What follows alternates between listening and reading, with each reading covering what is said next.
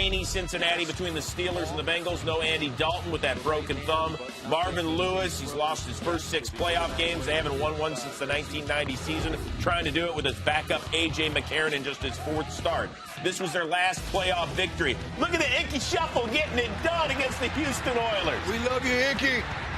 In the meantime, they'd have to face their nemesis from Pittsburgh, Big Ben and the Steelers. He's 10-5 in his career in the playoffs. Now, before the game, look at this.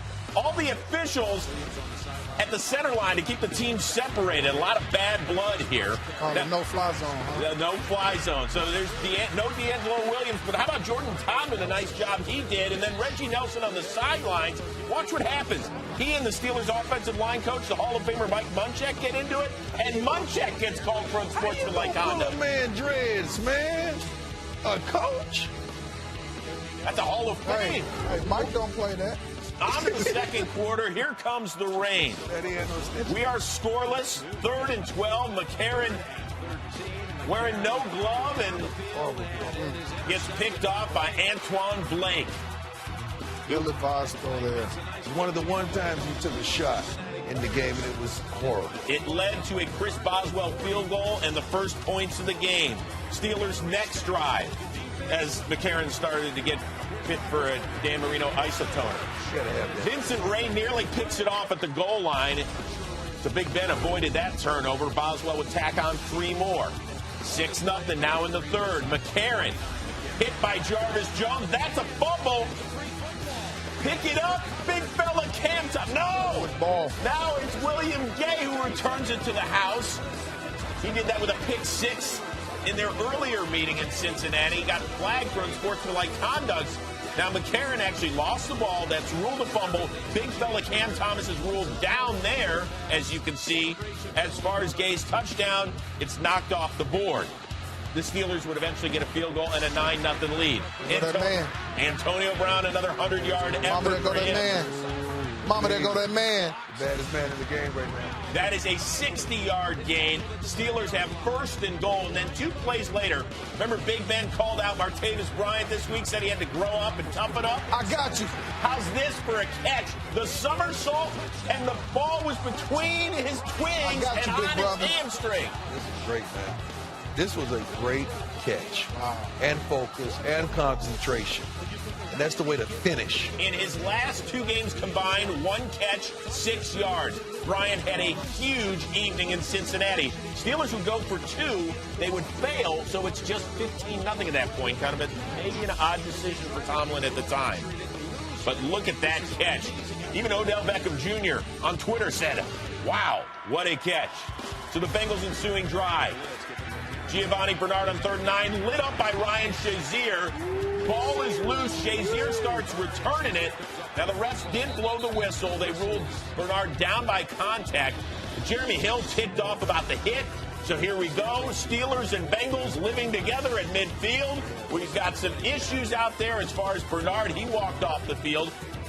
Well, he wasn't defenseless either. So Tomlin threw the challenge flag. He said that Shazier actually forced the fumble. Where did that helmet go, LTZ? He's a runner at that.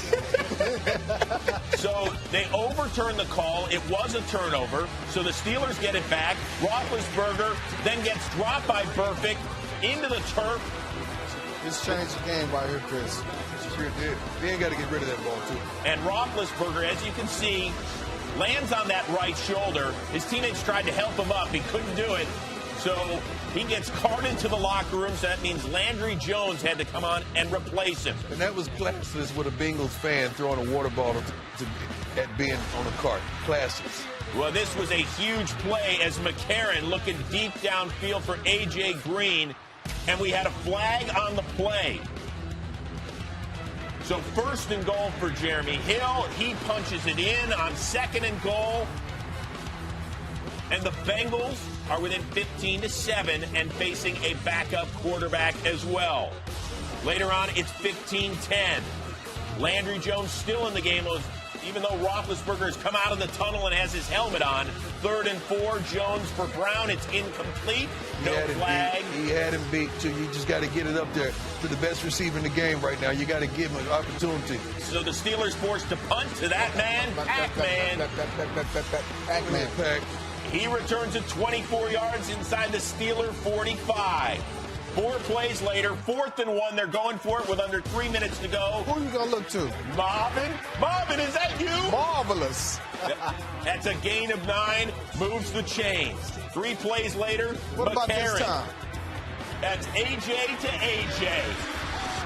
And the Bengals, with under 2 minutes to go, are looking to advance for the first time in a quarter century. Under 2 minutes is the key statement. Hey, Big Ben. Now the Bengals going for 2, but this is... That's the worst play ever called for a 2-point conversion. So the Bengals, they do have a lead, though, with under 2 minutes to go, but it's just 1 point. Ensuing drive, it's not Roethlisberger, it's Landry Jones, and it's Vontez Perfect, a guy that was fined $69,000 the last time they played the Steelers with the pickoff. And so all they got to do is maybe run it out. We can turn out the lights, right? Goal. We can turn out the lights. But Jeremy Hill has it stripped by Shazier. Ross Cockrell recovers it, and the Steelers are back in business. What a great play by Ryan Shazier, ripping it out. A lot of Bengals fans threw something at the TV right then.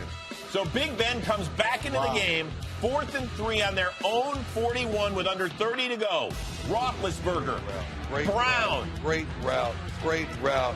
Pick route on the linebacker. Antonio goes inside, dips out, move the chains. And then the biggest play of the game. Roethlisberger incomplete to Brown, but you see a late flag. That's on Vontez Perfect, leading with his shoulder to the head of Brown, who Mike Tomlin would later say was concussed.